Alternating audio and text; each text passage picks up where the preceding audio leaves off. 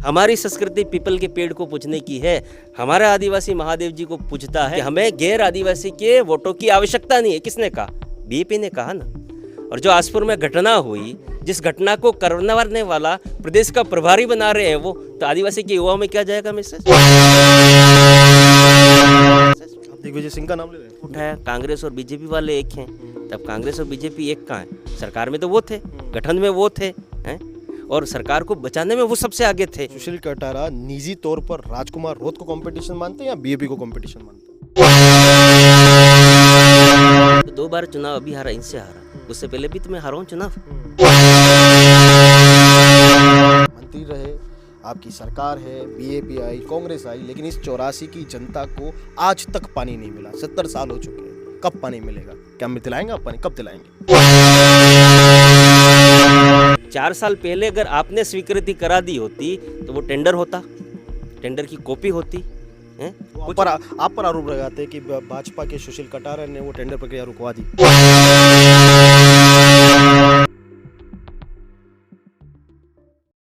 नमस्कार, मैं जुगल कलाल और आप देख रहे हैं cut to cut live. Cut to cut की टीम चुनावी जन आदेश यात्रा में 84 में है। सवालों की फेलिस्ट है जिसमें 5 सवाल है और हमारे बीच में सुशील कटारा है। 84 में जहां भी घूमे तो सुशील कटारा को लेकर एक बात सामने आई और उन्हीं से हमने ये कच्चा चिट्ठा तैयार किया। सुशील जी, सबसे पहले आपका स्वागत है। पहला सवाल यही, क्यों कारीलाल ननुमा भाजपा की पहली पसंद बने? क्योंकि जबकि आउट सीट पर आपका और आपके परिवार का लंबा इतिहास रहा है। 84 विधानसभा क्षेत्र में 1980 से हमारे पिताश्री, और 2003 में जब मैं वकालत करके आया उसके बाद में पार्टी ने, मैं विद्यार्थी परिषद का कार्यकर्ता भी हूँ, तो उस समय मुझे अवसर दिया। तो 2003 में पहली बार जीत मिली। तब से लगाकर लगभग 40-45 साल हो गए। इस क्षेत्र की जनता ने हमको बहुत प्यार दिया। चुनाव हारना जीतना एक अलग विषय है। कभी कोई इशू आ जाता है तो चुनाव जीत जाते हैं, कभी कोई इशू आ जाता है तो चुनाव हार जाते हैं, पर लगातार जनता के बीच संपर्क, और ये अभी आप लोगों ने भी मेरे आज के कार्यक्रम को देखा भी होगा। आज मैं प्रत्याशी नहीं हूँ, फिर भी लोग इतने सारे आए, नहीं तो पूर्व प्रत्याशी के पास कौन आता है? पर ये जनता का प्यार है और लगातार अनवरत पार्टी का काम करते रहने से ही लोगों से ये प्यार मिला। रही बात कारीलाल जी ननुमा, मैंने पिछली बार भी संगठन को कहा था कि मैं लगातार 4 चुनाव लड़ चुका हूँ और कम उम्र में संगठन ने मुझे बहुत कुछ दिया है। अब किसी नए कार्यकर्ताओं को अवसर देना चाहिए, मैं संगठन का काम करूंगा। मैंने प्रदेश में 3.5-4 साल काम किया महामंत्री के नाते पार्टी का, और पूरे राजस्थान में घुमा था। मैं अपने क्षेत्र को 2023 में, जो 18 से 23 का कालखंड था कोरोना के बाद का, उसमें समय दे नहीं पाया था। तो और मैंने ये मन भी बना रखा था कि इस बार मुझे चुनाव नहीं लड़ना है। तो फिर भी संगठन ने कहा कि नहीं जाइए, एक बार आपको ही चुनाव लड़ना है। तो 2023 में मैं आया, 2 महीने पहली सूची में मुझे भेजा नाम भेज के, पर थोड़ा सा मेरा गैप भी रहा था, और स्वाभाविक ही होता भी है कि आप लगातार लोगों के बीच में रहो और कुछ समय के लिए नहीं रहो तो लोग थोड़ी सी नाराज़गी भी जताते हैं। पिछली सरकार कांग्रेस की थी, कांग्रेस का और बीजेपी का गठबंधन था, उसमें बीजेपी थी और बीजेपी का गठबंधन था। उन्होंने, कांग्रेस के लोग इतने कमज़ोर रहे कि वो अपने क्षेत्र में अपना काम तो गिना नहीं पाए, और बीजेपी ने झूठ मूठ में कुछ काम कराए पर बहुत सारा भ्रमित करके लोगों को भ्रम भी फैलाया। इसलिए अभी जो हमारे प्रत्याशी हैं कारीलाल जी, तो इस बार भी लोगों की ये आशा होगी कि भाई ये तो इनके परिवार को मिलेगी, सुशील जी की टिकट लाएंगे। मैंने भी इस बार स्पष्ट तौर पे हमारे प्रदेश के अध्यक्ष, संगठन की हमारी कोर टीम है और हमारे माननीय मुख्यमंत्री जी, उनको कहा कि नहीं, आप इस बार किसी अच्छे कार्यकर्ता को उतारिए जो सेकंड लाइन में लंबे समय से काम कर रहे हैं। 3-4 कार्यकर्ता मांग रहे थे, और इनमें से जिसका भी चयन करेंगे वो सब मेरे अपने हैं, पार्टी के कार्यकर्ता हैं, हमें कोई आपत्ति नहीं है। तो इसमें चयन, कारीलाल जी बहुत पुराने कार्यकर्ता हैं, पिछली बार भी प्रधान के लिए लड़े थे, कुछ सीटों से रहे थे, 2 सीट से। इस बार प्रधान बने हैं, सादड़िया के 4-5 बार सरपंच भी रहे हैं, उनके परिवार और सरपंच रहे हैं, और बहुत सुलझे हुए और धरातल की पकड़ रखने वाले कार्यकर्ता हैं, क्योंकि वो एक वार्डपन से लगा के और आज प्रधान तक और अब विधायक प्रत्याशी भाजपा के बन के यहाँ तक आए हैं, उसमें उनका लंबा जीवन रहा है।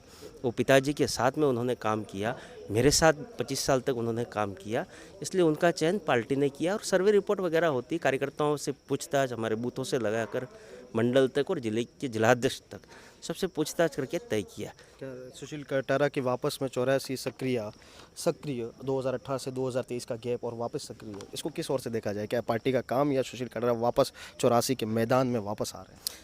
देखो, भारतीय जनता पार्टी का कार्यकर्ता कभी मैदान छोड़ता नहीं है, वो संगठन का हो या 84 का मैदान।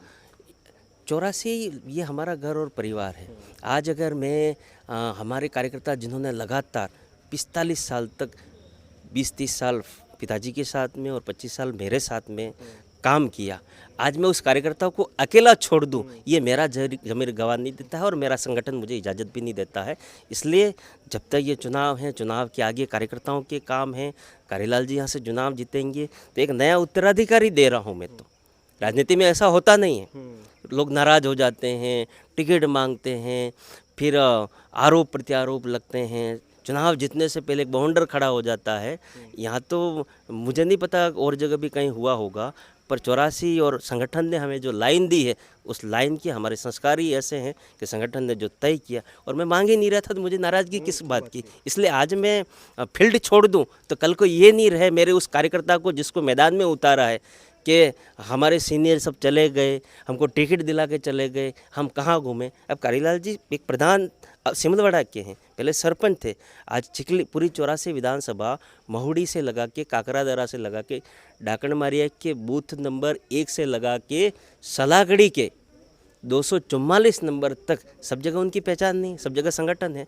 पर हम 40-50 साल से इस क्षेत्र में काम कर रहे हैं, हारे हों जीते हों, संगठन के आधार पे व्यक्तिगत शादी ब्याह मौत मरण, तो आज कारीलाल जी के साथ खड़े रहना, कंधे से कंधा मिलाकर, ये मेरी जिम्मेदारी बनती है क्योंकि संगठन ने उनको तय किया है और मेरी सहमति से किया, इसलिए मुझे उनको साथ में लेके जाना जरूरी है कि सलागड़ी कहाँ है, डूंगर सारण कहाँ है, माल कहाँ है, चौकी कहाँ है, आप ताल से ताल मिला के काम कर रहे हैं। बिल्कुल। एक और सवाल, क्या लगता है बीजेपी किस रणनीति के साथ चुनाव लड़ रही है? क्योंकि उनके जो मुद्दे हैं भारी, क्यों आप भी उनसे 2 बार चुनाव आ रहे हैं, क्या लगता है आपको? देखो, कुछ भी चीज़ नई चीज़, हमारे घर में भी मोटरसाइकिल आती है ना, और अब भी एंकरिंग करते हो घर परिवार में, आप अगर नया मोबाइल लाए तो उस बच्चे, अपना घर का बच्चा वो मोबाइल को कितनी बार देखता है, हर नई चीज़ का अट्रैक्शन रहता है। और बीजेपी का जब नई आई, उन्होंने युवाओं को भ्रमित किया, और भ्रमित में क्या किया, वो बात कर रहे थे आदिवासी चिंतन शिविर चला रहे थे उस समय 5वीं और 6ठी अनुसूची की। अगर आज भी आप गांव में चले जाएं, आम लोगों से पूछें 5वीं और 6ठी अनुसूची का अंतर क्या है, 5वीं अनुसूची लागू कहाँ होती है, 6ठी अनुसूची लागू कहाँ होती है, पर वो धरातल पे लागू है, पर उन्होंने उसको क्या माना और मनवाया युवाओं के बीच कि हम 5वीं पास सभी को हम नौकरी रोजगार देंगे। आज गांव में लोग कहते हैं जो कम पढ़े लिखे बेचारे हमारे हैं, जो नहीं समझते 5वीं और 6ठी अनुसूची, जो ऑलरेडी धरातल पे है, 5वीं तो यहाँ है, 6ठी तो नॉर्थ में चलती है, तो ऐसा उनको बहकाया, तो उस समय वो सफल हो गए। फिर कांग्रेस के साथ में उनका गठबंधन रहा, उन्होंने क्या मुद्दा उठाया, कांग्रेस और बीजेपी वाले एक हैं, तब कांग्रेस और बीजेपी एक कहाँ है, सरकार में तो वो थे, गठन में वो थे हैं, और सरकार को बचाने में वो सबसे आगे थे हैं। और यही 2 विधायक आदिवासी की बात करते तो कम से कम इतना तो जरूर करते, सरकार बचाने गहलोत जी की गोद में जाके बैठ गए, पर इस देश की प्रथम महिला राष्ट्रपति के तौर पे जिसका देश के प्रधानमंत्री जी ने चयन किया, उस आदिवासी महामहिम द्रौपदी मुर्मू जी को वोट देने नहीं गए। जब सारे देश के हर धर्म का विधायक सांसद होगा, या यहाँ के इन दोनों विधायकों को छोड़ के एसटी का भी विधायक होगा, बोले झारखंड का होगा या विपक्ष पार्टी का है, छत्तीसगढ़ का भी होगा, उड़ीसा का भी होगा, उसने भी द्रौपदी मुर्मू जी का समर्थन किया। और ये उसी आदिवासी समाज की बात करते हैं। आरक्षण का मुद्दा उन्होंने उठाया। अब इनको ये कभी सवाल आप भी करना कि पंचायती राज में 100% आरक्षण कब और किसने दिया, और आपके पास कागज रखना, जो गजट नोटिफिकेशन है जो विधानसभा से पारित हुआ है, किस तारीख को हुआ, 1995 में हुआ, मुख्यमंत्री कौन था, अब वो रखना कि यहाँ पर आज सरपंच है, प्रधान है, जिला प्रमुख है, वो बनाने का अधिकार आदिवासी को किसने दिया। 1 से 6 तक पे स्केल तक सरकारी नौकरियों में, और 6 से 9 तक स्टेट का जो 12% आदिवासी को मिलता है उसका 45% टीएसपी क्षेत्र को किसने दिया? ये सवाल उनसे जरूर पूछना, क्योंकि कांग्रेस ने तो कुछ किया नहीं। देश आज़ाद होने के बाद यही आदिवासी समाज अपना विभाग, आदिवासी मंत्रालय, जनजाति मंत्रालय इस हिंदुस्तान में बने, उसके लिए 52 साल लग गए। अटल बिहारी वाजपेयी जी प्रधानमंत्री बने, तब कहीं जाके भारत सरकार में आदिवासी मंत्रालय बना है जो आदिवासियों का उत्थान करने के लिए। आदिवासी आयोग का गठन नहीं हुआ, आदिवासियों के लिए एक सोसाइटी, शिक्षा सोसाइटी वो नहीं बनी। आज बिरसा मुंडा जो आदिवासियों के लिए भगवान माने जाते हैं, आज उनके बारे में कभी नहीं सोचा। और ये लोग तो चलो आरक्षण तो ये हमने दिया जिसकी लंबी फहरिस्त है हमारे पास में। आज जितने छात्रावास यहाँ पे कालीबाई के लिए पुनर्मा हमने बनाया, जितने छात्रावास बालिका और वो हैं गुरु गोविंद या बांसिया भील के नाम से हो, वो सब छात्रावासों के नाम हमने रखे। तो आरक्षण पे तो वो हमसे सवाल नहीं करे तो अच्छी बात। उन्होंने तो 100% आरक्षण की बात की थी। ये सवाल तो आप लोग उनसे पूछिए, वो 100% आरक्षण कहाँ गया भाई? तो बाकी लोग कहाँ जाएंगे? जिन लोगों के खिलाफ वो खड़े हुए, जिनके खिलाफ लोगों को खड़ा किया आदिवासी समाज को, ब्राह्मण, राजपूत, जैन, ओबीसी की विभिन्न जितनी जातियां हैं उनके खिलाफ खड़ा किया। इनका हमें वोट की आवश्यकता नहीं है, ये तो आप लोगों ने इंटरव्यू दिया उसमें है ना कि हमें गैर आदिवासी के वोटों की आवश्यकता नहीं है। किसने कहा? बीजेपी ने कहा ना। और जो आसपुर में घटना हुई, जिस घटना को करने वाला प्रदेश का प्रभारी बना रहे हैं वो, तो आदिवासी के युवाओं में क्या जाएगा मैसेज? आप दिग्विजय सिंह का नाम ले रहे हैं? मैं किसी का नाम नहीं ले रहा हूँ, बहुत सारे लोग हो सकते हैं उसमें। प्रदेश प्रभारी तो वही है, बहुत सारे लोग हो सकते हैं, और भी कई प्रभारी बना रखे हैं इन लोगों ने, हैं? ठीक है। इसलिए आज युवा सोचने को तैयार है कि जिनके खिलाफ हमको जिन लोगों ने खड़ा किया, तो ये अन्य समाज के लोग कहाँ जाते? और मानगढ़ धान पे इन्होंने क्या कहा? ये तो हमारी संस्कृति है आदिवासी समाज की। अन्य जातियों में तो हो सकता है अलग बात। महिला सिंदूर नहीं लगाए, महिला तिलक नहीं लगाए, महिला कान का नहीं पहने, महिला नाक का नहीं पहने, महिला गले का नहीं पहने, मंगलसूत्र नहीं पहने, मेहंदी नहीं लगाए, अपने क्या कहते हैं चूड़ियाँ नहीं पहने, तो हम कौन सी संस्कृति में जाना चाहते हैं? या तो वामपंथी की जो विचार है ईसाई मिशनरी की ओर जाना चाहते हैं, या हम इस्लामिक हमारे आदिवासी को बनाना चाहते हैं? हमारी संस्कृति पीपल के पेड़ को पूजने की है, हमारा आदिवासी महादेव जी को पूजता है। हमारे आदिवासी में जितने भी गोत्र हैं, मैं कटारा हूँ, धराल माता को जाता हूँ, साल में एक बार दर्शन करने तो जाता हूँ, क्योंकि कटारा हूँ मैं, उस कुल से हूँ। राजकुमार रोज जी सांसद जी रोत हैं, इनकी भेड़ माता है। अब वो उस समय तो मान ही नहीं रहे थे। कोई परमार है, कोई आहारी है, डामोर है, नागेश्वरी माता हमारे, महालक्ष्मी माता। तो जब देवी देवताओं का उन्होंने विरोध किया तो आदिवासी समाज को ये लगा कि ये तो गलत दिशा में जा रहे हैं, तो उनको अपना रुख बदलना पड़ा है। और अब रात रात भजन मंडलियाँ कर रहे हैं कि नहीं कर रहे हैं? घूम रहे हैं कि नहीं घूम रहे हैं?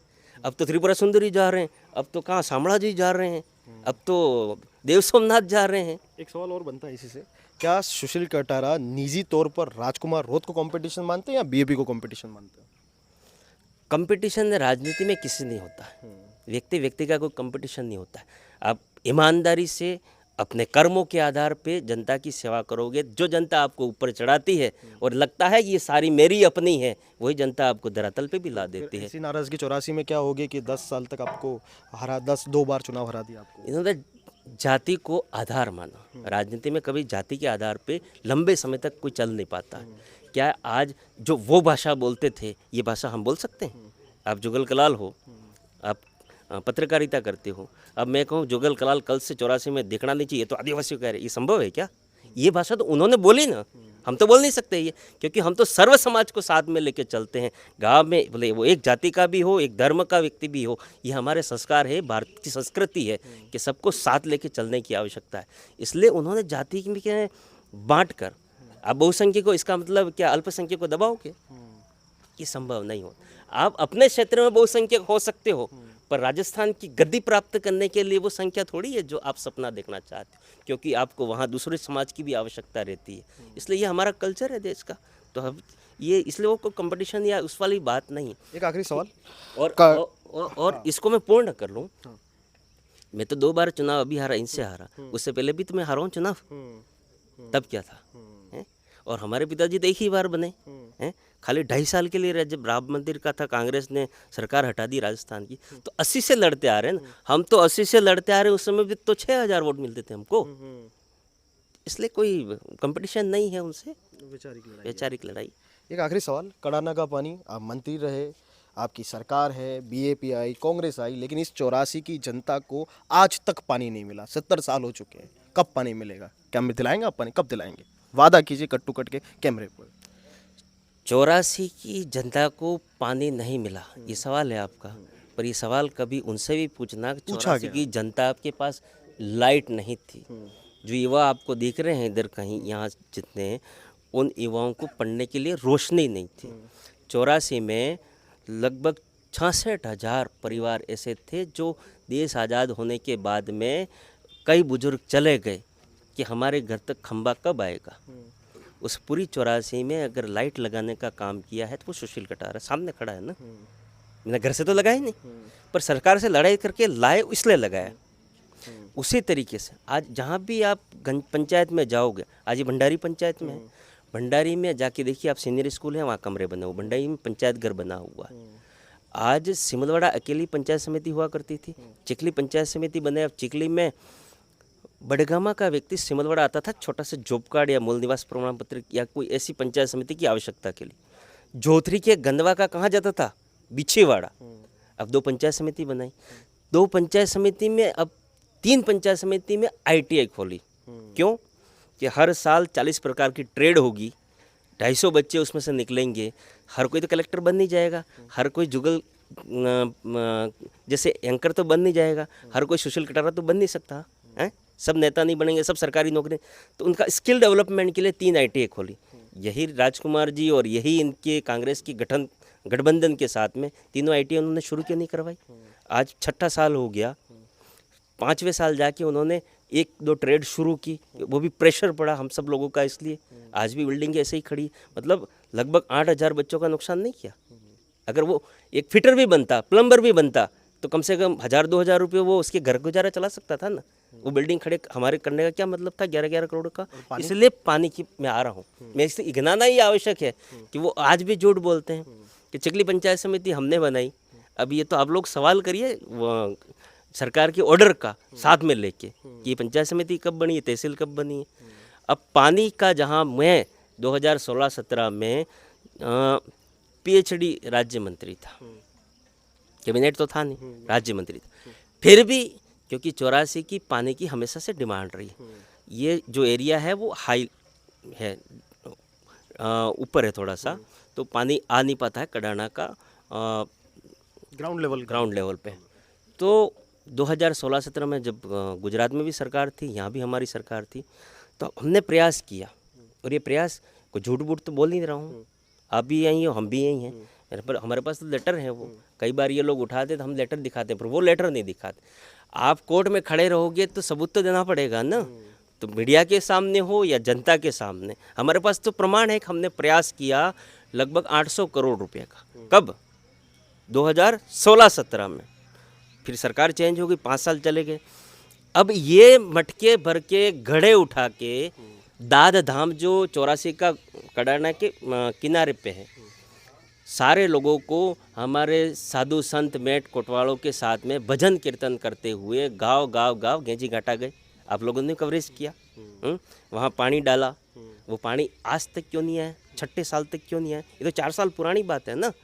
और 4 साल पहले अगर आपने स्वीकृति करा दी होती तो वो टेंडर होता, टेंडर की कॉपी होती है। आप पर आरोप लगाते हैं कि भाजपा के सुशील कटारा ने वो टेंडर प्रक्रिया रुकवा दी, वो आप पर आरोप लगाते सीधा राजकुमार। चलिए मान लिया मैंने रुकवा ली, तो वो टेंडर हुआ या सेंक्शन की कॉपी बता दें मुझे, ये सेंक्शन हुआ और ये टेंडर कैंसिल करा है। मैं भी खड़ा रहता हूँ, ये मैंने सेंक्शन कराया कि नहीं कराया या मैंने प्रयास नहीं किया, ये गवर्नमेंट का मैं लेटर बता सकता हूँ। वो बताए ना, सेंक्शन की स्वीकृति बताए हमको, फिर कहें टेंडर कैंसिल हो। अब मैं यहाँ बोल रहा था कि सड़कें स्वीकृत हुई, इसके टेंडर हो रहे हैं, तो सेंक्शन हुआ तो टेंडर होगा ना। अब शादी तो हुई नहीं और बच्चा है ही नहीं, बच्चा ऐसे चिल्लाने से क्या होगा? सिर्फ आरोप लगाने से क्या होगा? फिर भी कब तक उम्मीद है कि 84 की जनता को पानी मिले? पानी देखो, मूलभूत केंद्र समस्या की है, सरकार राजनीति एक अलग चीज है। केंद्र की सरकार आदरणीय मोदी जी, आदरणीय हमारे केंद्रीय के जल शक्ति मंत्री हमारे सीएम साहब भजनलाल जी शर्मा 11 तारीख को आ भी रहे हैं और उन्होंने बजट में भी कहा है। और इस 84 की जनता को जल जीवन मिशन के तहत घर घर कैसे पानी मिले। अब आपने पानी की बात पूछी, पानी की बात ये नहीं पूछी आपने कि पीने के पानी की या इरिगेशन के लिए, ये नहीं पूछा सिंचाई के लिए पानी चाहिए या पीने के लिए। तो हम पहला प्रयास ये कर रहे हैं कि पहाड़ी क्षेत्र है, घर घर नल कैसे पहुँचे, टंकियाँ बना के हर घर को टूटी कैसे पहुँचे। एक बार पीने की व्यवस्था तो हो, फिर हम कृषि की बात करें। जब कृषि की बात हम पहले करेंगे तो उसके घर तक पानी नहीं जाएगा। तो अभी एक बार तो पेयजल की उसकी सुविधा हो। तो हम यहाँ ये छोटे छोटे खेत दिख रहे हैं आपको, बिल्कुल आधा बीघा भी सही, आधा बीघा भी ज़्यादा बड़ा होता है। ये 50 बाय 50 का खेत होगा। अगर वो घर के पीने के पानी भी उसके आसपास पहुंच गया तो हमारा यहाँ का आदिवासी समाज हो, ओबीसी समाज हो, अन्य कम्युनिटी का भी हो, वो बड़ा मेहनती है, वो छोटे से खेत में भी जो घर तक पानी पहुँच रहा है उससे अनाज उगा के अपना जीवन यापन कर सकता है। इसलिए आप 4 साल वापस मुझसे ये सवाल पूछिएगा और उनसे अभी पूछिएगा सैंक्शन की कॉपी कहाँ है, टेंडर कब हुआ, कौन सी तारीख को हुआ, रिजेक्ट कब हुआ और कौन से लेटर से वो रुका, ये सवाल ज़रूर उनसे पूछिएगा। ठीक है, ये हमारे से कट्टू कट के साथ थे सुशील कटारा जी।